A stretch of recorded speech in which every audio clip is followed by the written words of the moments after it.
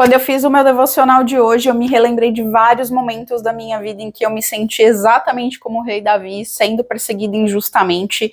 E o interessante, por isso que eu resolvi trazer esse vídeo, é que, sei lá, 90% desses momentos foram perseguições dentro do ambiente de trabalho. Por isso que no vídeo de hoje eu vou usar o meu testemunho para trazer 4 convicções de coisas que vão trazer paz e esperança para você se você estiver passando por algo parecido. No ambiente de trabalho eu fui perseguida por vários motivos.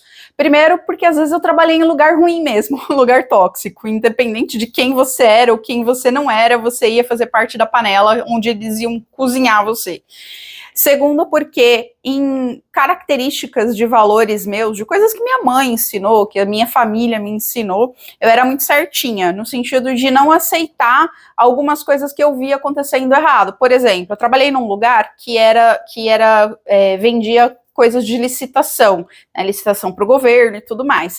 E aí, vira e mexe, tinha umas notas fiscais que eram emitidas ali, não estava certo. E eu ia falar, não, essas notas fiscais não estão certo, porque tá fora do...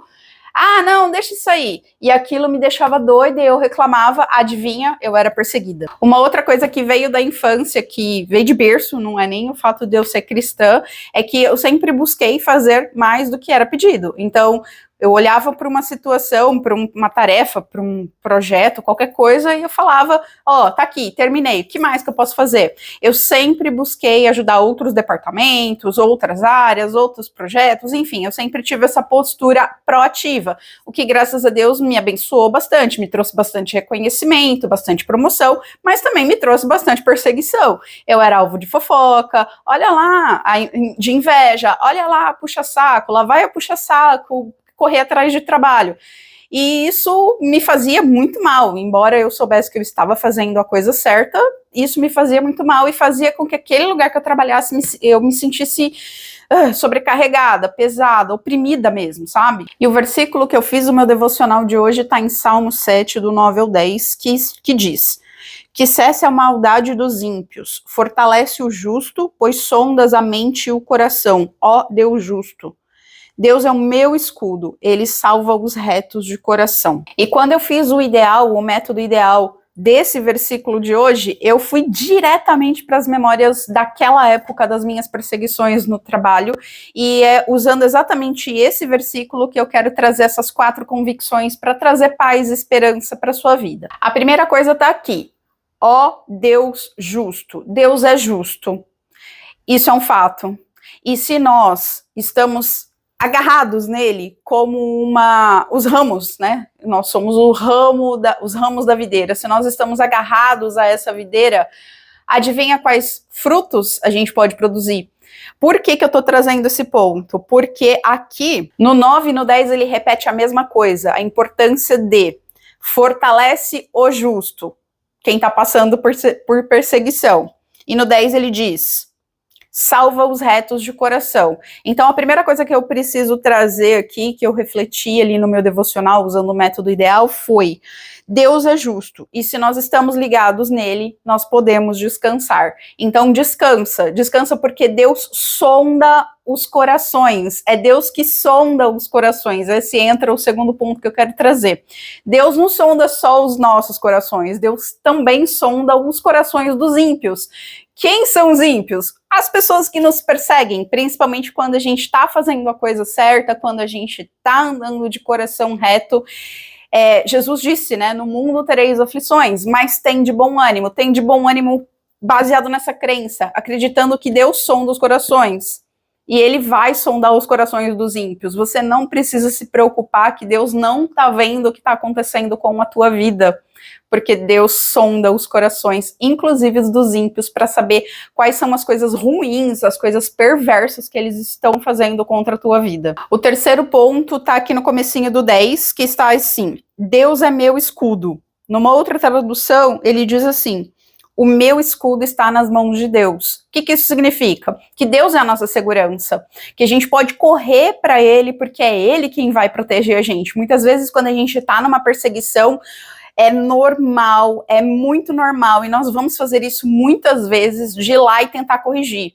Ir lá e tentar, puxa, por exemplo, eu tô percebendo que você tá meio assim comigo, te fiz alguma coisa? A gente fica nessa posição de querer remediar a coisa, mas muitas vezes a gente só tem que ficar em silêncio, não confiar nas nossas capacidades de resolução, mas confiar que o nosso escudo está nas mãos de Deus. Eu vou dar um exemplo que me veio à mente quando eu estava fazendo esse devocional. Eu moro na praia e aqui tem vários vendedores de sorvetes. Alguns deles têm o costume de usar fantasias, sei lá, do Homem-Aranha, de personagens, né? E me fez refletir uma coisa muito interessante, que várias vezes, em várias situações, isso acontece também com palhaço, né? A criança chama a atenção de muitas crianças, as crianças vão, né, atrás do sorvete porque quer comprar o sorvete do Homem-Aranha. Mas também acontece da criança ficar com medo, assim como tem criança que tem medo de palhaço, e várias vezes eu sentada ali na praia, tomando meu sol, minha água de coco, e aí passava o vendedor de sorvete fantasiado, as reações são sempre as mesmas. Tem as crianças que saem correndo atrás do vendedor, e tem as crianças que saem correndo do vendedor, com medo.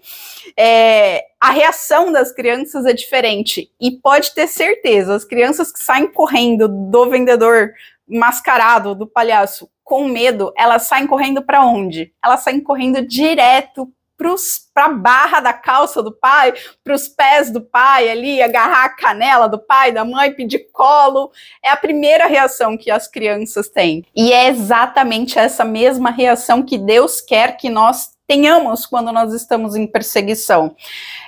Em todas as situações que a gente tentar resolver a situação de perseguição por nossa força, a gente vai se machucar, provavelmente a gente vai se machucar mais, a não ser que a gente fez alguma coisa errada, e eu não tô falando disso. Se a gente fez alguma coisa errada, a gente tem que corrigir, mas eu tô falando de perseguição mesmo, perseguição injusta, que não tem cabimento, não tem fundamento.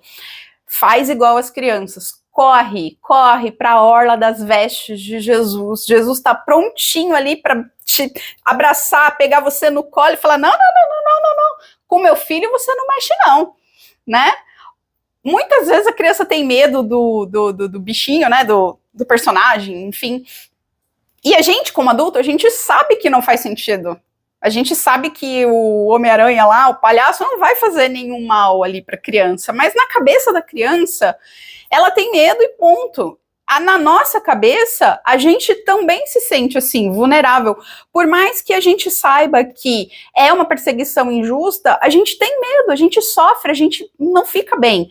Então, nesse momento de não ficar bem, de vulnerabilidade, a gente tem que fazer igualzinho essas crianças do sorvete, sair correndo para a canela do pai ali, e grudar e pedir colo, chorar e pedir colo, me segura, me protege. E adivinha, os pais protegem os filhos. Se tem uma coisa que depois que a criança tá no colo do pai, que ela não sente, é medo, ela sabe que ali é o porto seguro dela, ela sabe que o escudo dela está ali na proteção do pai. Ela tá segura, ela tá, o coraçãozinho que estava acelerado desacelera, ela começa a sentir a ansiedade baixando, o medo caindo, e é exatamente isso que Deus pede que você faça hoje. Se você está passando por perseguição, faz exatamente isso, porque dando o meu testemunho, muitas vezes eu errei em tentar corrigir. A pessoa, ela é perversa, ela tem maldade no coração dela, não adianta querer remediar, não sou eu que vou resolver uma perseguição injusta, é o Deus justo. Pode confiar nele, irmã, pode confiar que ele tem justiça para você, justiça abundante. E por fim, eu não sei por que eu passei por aquelas perseguições, eu não sei por que você está passando por essas perseguições, mas uma coisa eu sei, eu tenho certeza, ela tem data para acabar. Assim como na minha vida, hoje eu tô podendo testemunhar, porque eu trabalhei em lugares onde eu fui muito perseguida, hoje o meu trabalho, ele é pacífico. Muitas vezes é o lugar que você tá trabalhando, que você precisa pensar em sair, às vezes Deus tá te mostrando aí, não é o teu lugar. Eu não sei qual é a sua situação, tô profetizando nada aqui para você, eu tô dizendo que você precisa orar, pedir direção para Deus, assim como eu fiz.